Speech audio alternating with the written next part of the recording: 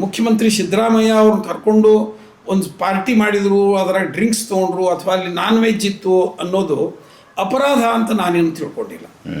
ತಿಳಿತಾ ಅದು ಇದರ ಜಾಲದಾಗ ಬಿಟ್ಟಿದೆ, ಏನು ತಪ್ಪಿಲ್ಲ. ಮತ್ತು ಎಲ್ಲರೂ ಇದನ್ನು ಸಹಸ ಮಾಡ್ತಾರೆ. ಇದು ಈವನ್ ವಿದೇಶಿ ಗಣ್ಯರು ಬಂದಾಗ ಇದಕ್ಕಿಂತ ದೊಡ್ಡ ಪ್ರಮಾಣದಾಗ ಮಾಡ್ಬೇಕಾಗ್ತದೆ. ಭಾಳ ದೊಡ್ಡ ಪ್ರಮಾಣದಲ್ಲಿ ಮಾಡುವ ಅವಶ್ಯಕತೆ ಇರ್ತದೆ, ಮಾಡ್ತಾರೆ ಕೂಡ. ನಾ ಇಂಥವು ಭಾಳಷ್ಟು ನೋಡೀನಿ. ಈಗ ವಿದೇಶದ ಗಂಡರು ಇಲ್ಲಿ ಇನ್ವೆಸ್ಟ್ಮೆಂಟಿಗೆ ಬರ್ತಾರೆ.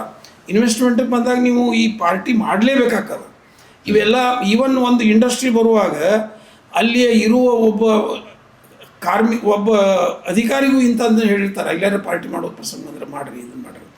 ಇದನ್ನೇನು ಮುಖ್ಯಮಂತ್ರಿ ಅವರು ಇವ್ರನ್ನೆಲ್ಲ ಮಾಡಿದ್ದು ಮತ್ತು ಮಾಧ್ಯಮದವರು ಅಲ್ಲಿ ಹೋಗಿ ಡ್ರಿಂಕ್ಸ್ ಮಾಡಿದ್ದು ತಪ್ಪು ಅಂತ ನನಗನ್ನಿಸಿಲ್ಲ. ಇದು ಒಪ್ಪಿಕೊಂಡ ಒಂದು ಸಂಸ್ಕೃತಿಯಾಗಿ ಬೆಳೆಯುತ್ತಿರುವುದನ್ನು ನಾವೀಗ ಸ್ವೀಕಾರ ಮನೋಭಾವದಿಂದ ನೋಡಬೇಕು ಅಂತನ್ನುವ ಅಭಿಪ್ರಾಯನ ಹೇಳ್ತೀನಿ.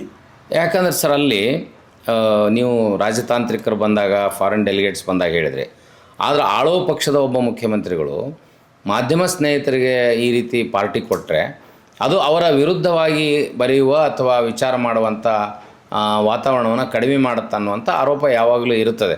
ಅಂದರೆ ಇಂಡೈರೆಕ್ಟ್ಲಿ ಅದೊಂದು ರೀತಿ ನೀವು ಅವರಿಗೆ ಕಿಕ್ ಬ್ಯಾಕ್ ಅಥವಾ ಕರಪ್ಷನ್ ಕೊಟ್ಟ ಹಾಗೆ ಅನ್ನುವಂಥ ವಾದ.